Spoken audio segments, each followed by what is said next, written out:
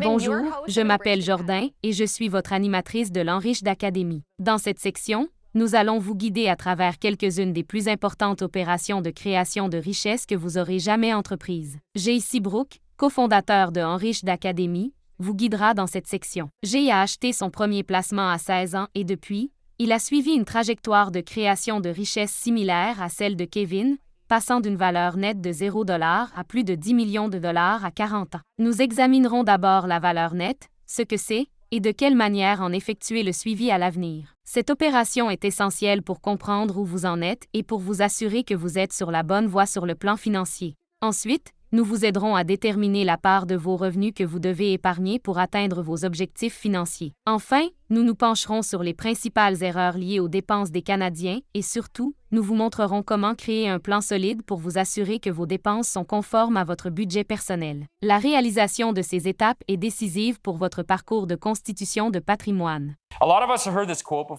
Beaucoup d'entre nous avons déjà entendu cette citation, « Vous ne pouvez améliorer ce que vous ne pouvez mesurer ».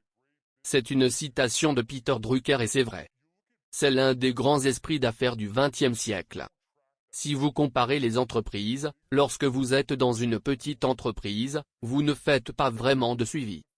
Mais si vous regardez les plus grandes entreprises, à mesure qu'une entreprise se développe, elle fera beaucoup plus de suivi. C'est ainsi que vous devenez meilleur et plus pointu, et cela vous donne un avantage sur vos concurrents. Si vous observez le sport, ceci est une carte de baseball de 1986. Le sport n'avait pas l'habitude de faire autant de suivi.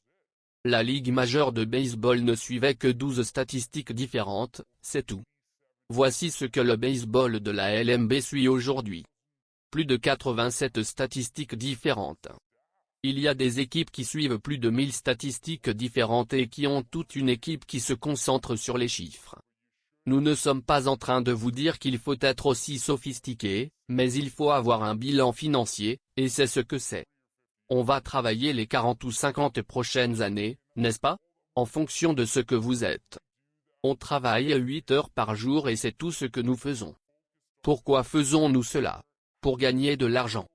Si nous ne nous concentrons pas sur ce chiffre ici, c'est difficile de savoir si tous ces efforts, tout ce que vous faites, fonctionne réellement pour vous permettre d'atteindre vos objectifs.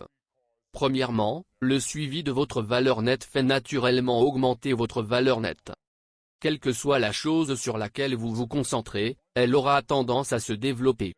Une fois que vous avez pris l'habitude de faire ceci, cela devient vraiment addictif et productif à faire et c'est très facile à faire.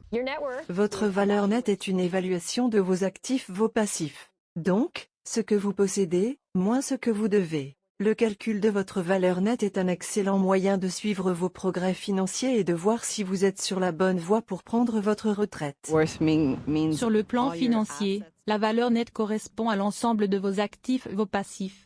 Quel que soit votre portefeuille d'actifs, cela inclut les liquidités, les actions et les obligations, ainsi que toute valeur nette de votre maison, qui constitue votre valeur nette sur le plan financier. Vous n'avez pas besoin de dire votre valeur nette à qui que ce soit, de l'avoir sur un t-shirt, de la crier au monde entier, ce n'est pas un concours à l'échelle de la ville. Utilisez-le comme référence pour votre propre réussite financière.